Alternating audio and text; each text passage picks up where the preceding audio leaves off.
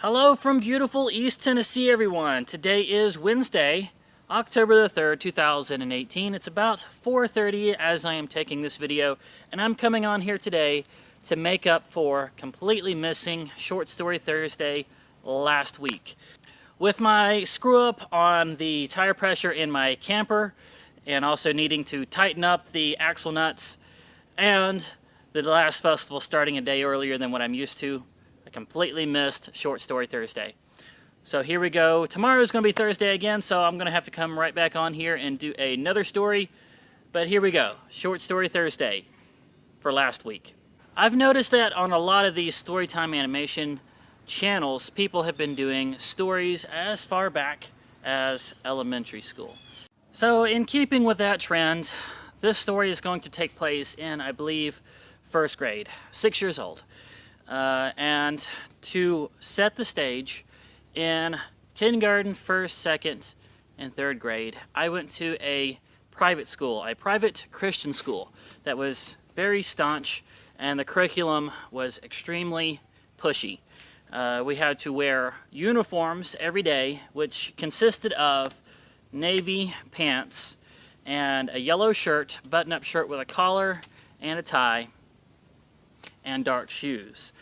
And we had to sit everyone in a cubicle with dividers in between the students, which that part I actually had no problem with at all. It was actually preferred, to be honest with you. Never been much of a very social person. Just to give you an example of just how pushy the curriculum was there, by the end of third grade, we were already doing first step algebra. That's just in the math class.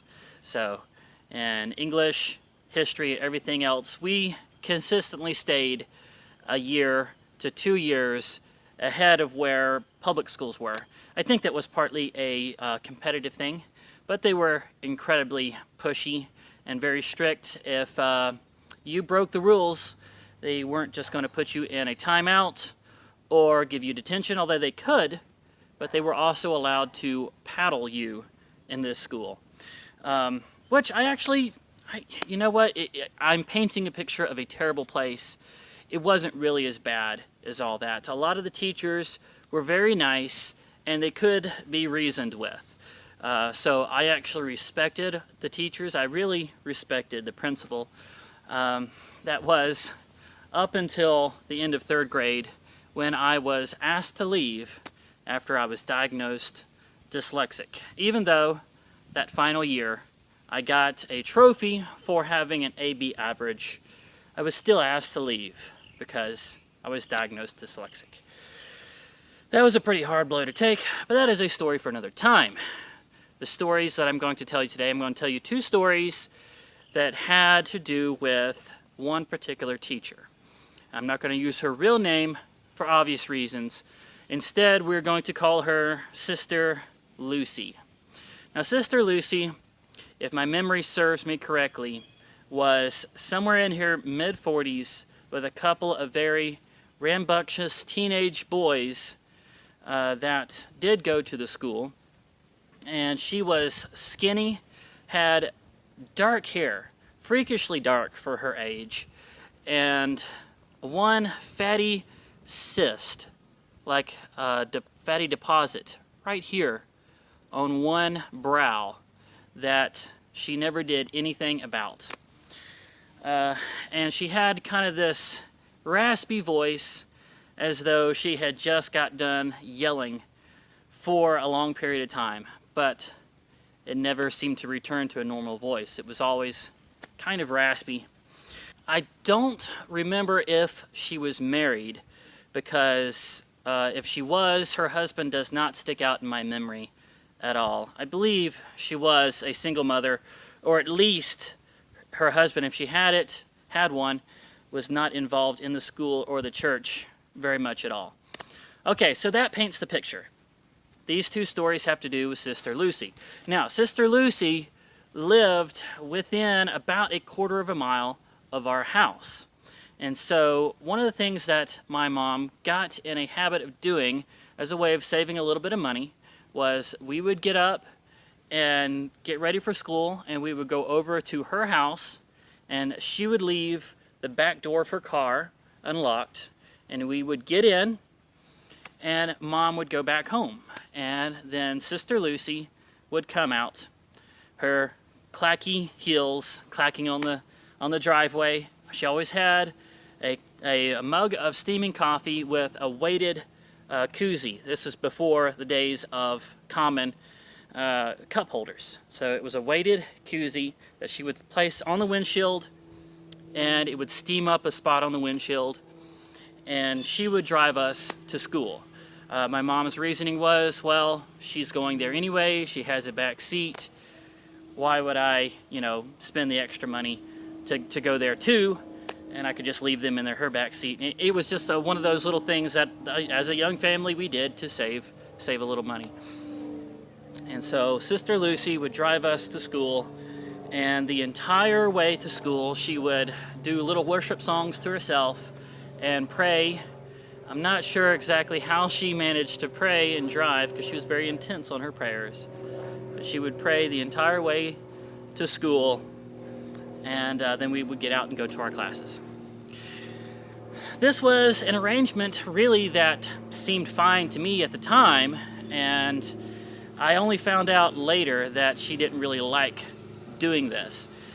But one day, the three of us, and by the three of us I'm talking my older brother, and he was about 1.5 years older than me and my little sister, and she was almost exactly a year younger than me, got out and got in her back seat and sat there and waited for her to come out and drive us the rest of the way to school. And we sat there and waited and waited, and we started looking at each other. What's going on? And the sun started coming up, and we started realizing something's wrong. Now, let's keep this in mind, all right? I was in, I think, 1st grade. That would have put me at about 6 years old. I was either 6 or 7 years old. My little sister would have been 6.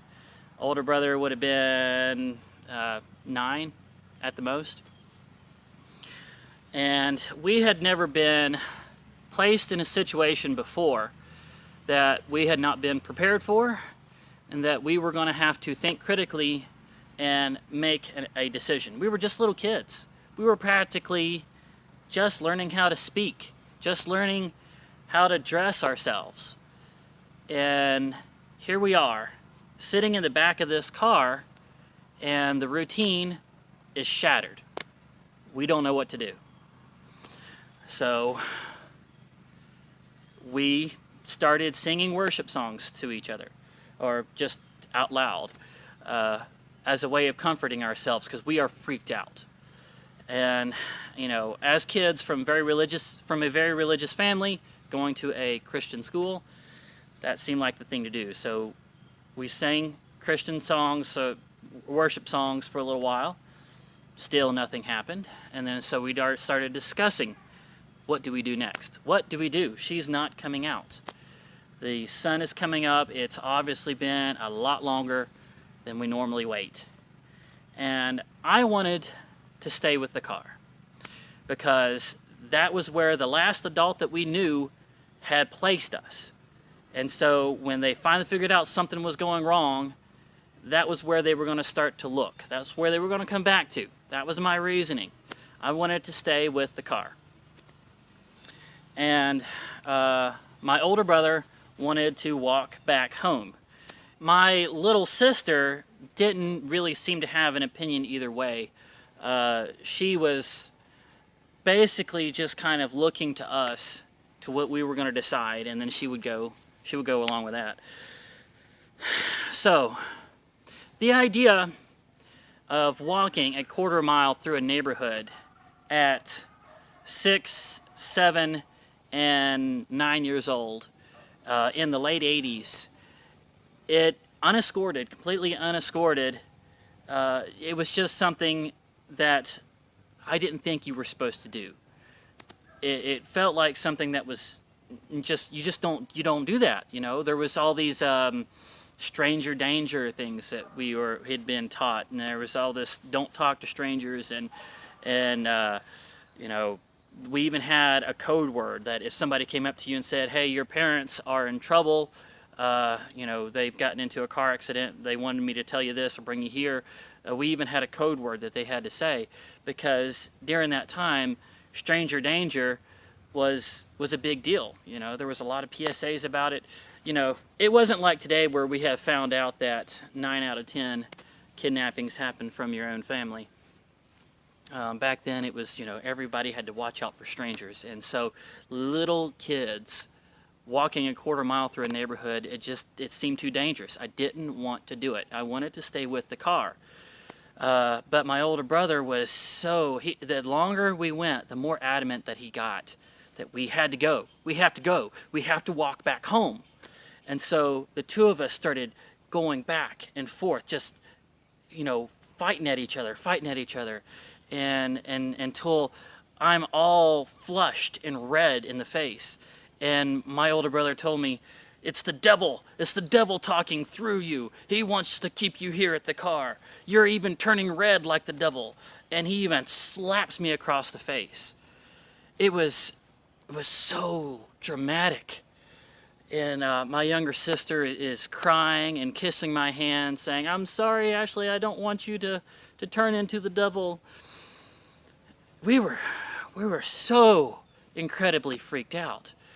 And guys, this was not a big deal in the scope of things. This was a few kids that were in the back seat of somebody's car that they hadn't got the message that she was out of town and she wasn't going to be going to the school that day.